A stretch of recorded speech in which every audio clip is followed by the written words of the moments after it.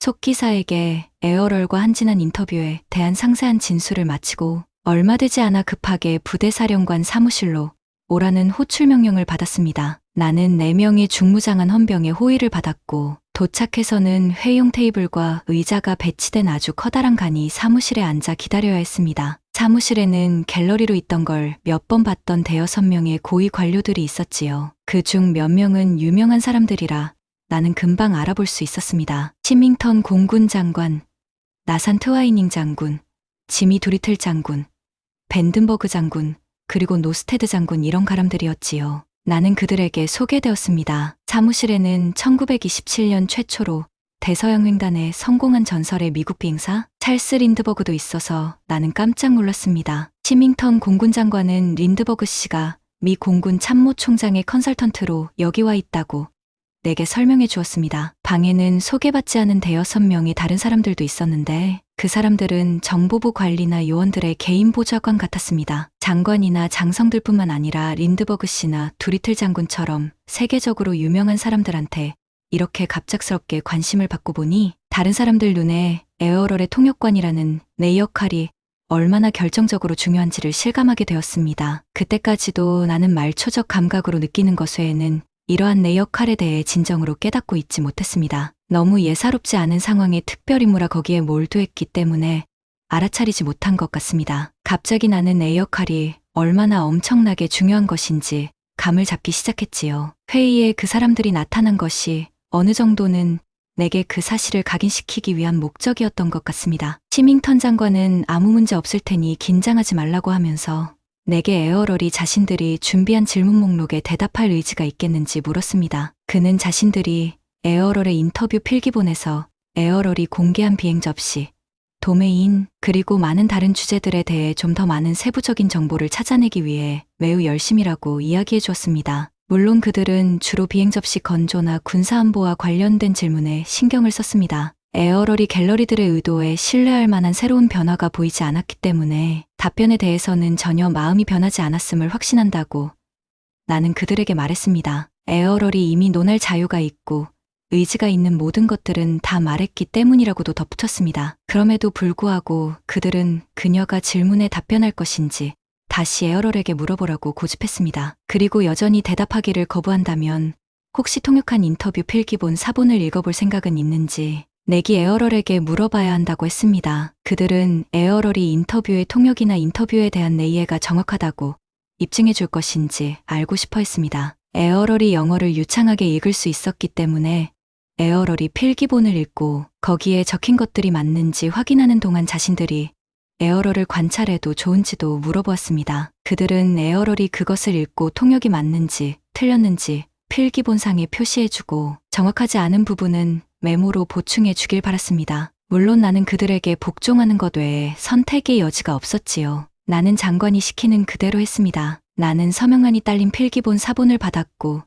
내가 그것을 에어럴에게 보여줘야 했습니다. 에어럴이 검토를 마치면 그녀가 수정한 것을 포함해서 필기본의 통역이 전부 제대로 되었다는 것을 증명하도록 표지, 서명란에 에어럴이 직접 서명하도록 요청하라는 지시를 받았습니다. 1시간쯤 후에 장성들과 그 외 여러 사람들로 구성된 갤러리들이 옆방 편면 거울을 통해 지켜보는 가운데 지시대로 서명란이 있는 인터뷰 필기본 사본을 가지고 인터뷰룸으로 들어갔습니다. 나는 에어럴한테서 5피트 정도 떨어진 자리, 늘 내가 앉던 의자로 갔습니다. 나는 에어럴에게 필기본이 든 봉투를 보여주고 텔레파시로 장관에게 받은 지시사항들을 전달했습니다. 에어럴은 봉투는 받지 않은 채 나를 쳐다보고 또 봉투를 쳐다보았습니다. 그리고 말했습니다. 당신이 그것을 읽고 당신이 정확하다고 평가하면 그게 맞습니다. 내가 굳이 다시 그것을 검토할 필요는 없습니다. 통역은 바르게 되었습니다. 당신은 우리의 대화 기록을 충실히 옮겼다고 당신 상관에게 말할 수 있습니다. 나는 내가 그것을 다 읽었고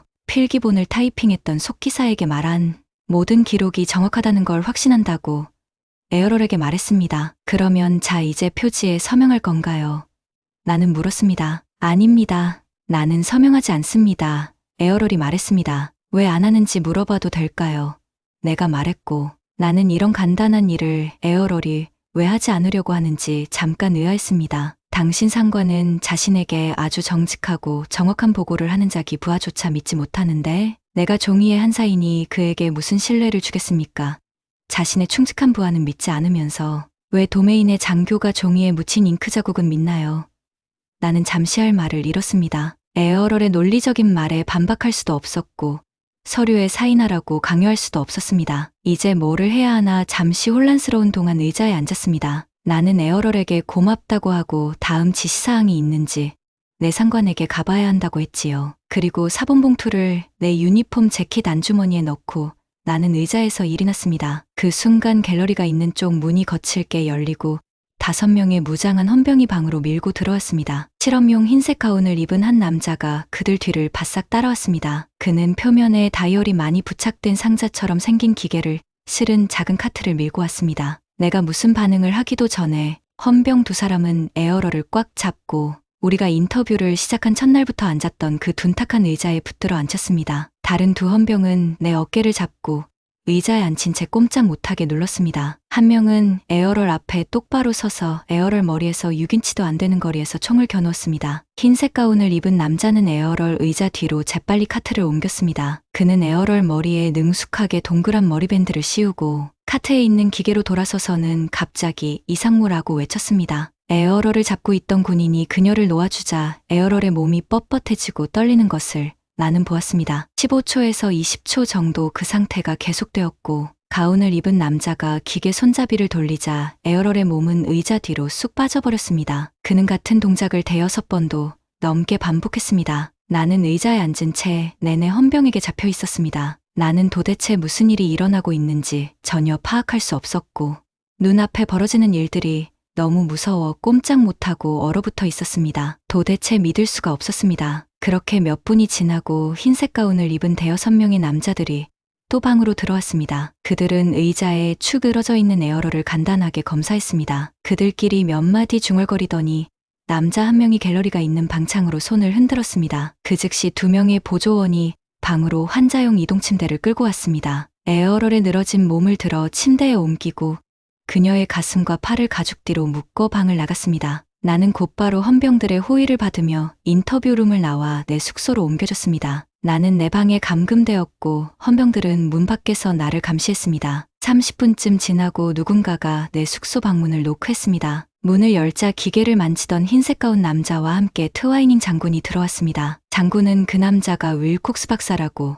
내게 소개했습니다. 장군은 자신과 박사와 함께 갈 데가 있다고 말했습니다. 우리는 숙소를 나왔고 헌병들은 우리를 따라왔습니다. 몇 군데를 구불구불 돌고 건물을 지나쳐 나는 에어럴이 환자용 이동침대에 실려서 간작은 방으로 갔습니다. 장군은 에어럴과 도메인을 미합 중국의 심각한 군사적 위협으로 간주했다고 말했습니다. 에어럴이 인터뷰에서 기지로 돌아갈 것이라고 말했으므로 그녀가 여기를 떠나 기지로 돌아가지 못하도록 하기 위해 그녀를 묶어두었던 것입니다. 에어럴이 미군 기지에 있는 동안 그녀가 보았던 것들을 도메인에 보고하도록 놓아두면 미국 안보에 심각한 위협이 될 것으로 판단하여 이를 막을 단호한 조치가 취해진 것이라고 했습니다. 왜 이런 조치가 필요한지 이해했느냐고 장군은 내게 물었습니다. 인터뷰룸에서 일어난 갑작스런 공격에 대해 전혀 수긍하지 않았고 그럴 필요가 눈곱만큼도 없다고 생각했지만 나는 이해했다고 말했습니다. 내가 이 일을 제기하면 에어럴과 나에게 어떤 일이 일어날지 너무 무서웠기 때문에 나는 이에 대해 아무 말도 하지 않았습니다. 윌콕스 박사가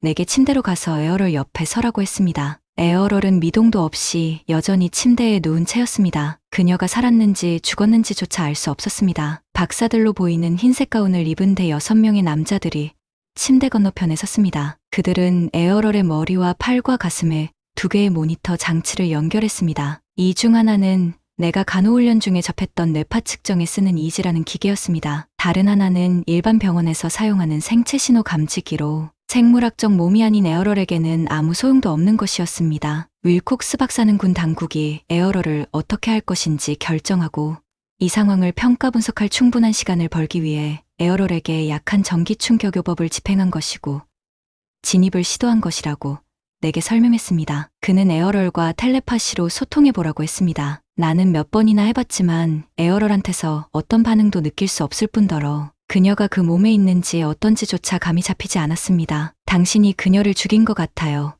라고 박사에게 말했습니다. 윌콕스 박사는 에어럴을 좀 더 지켜볼 것이고 에어럴과 다시 소통을 시도하게 되면 나를 다시 이곳에 오도록 요청할 것이라고 말했습니다.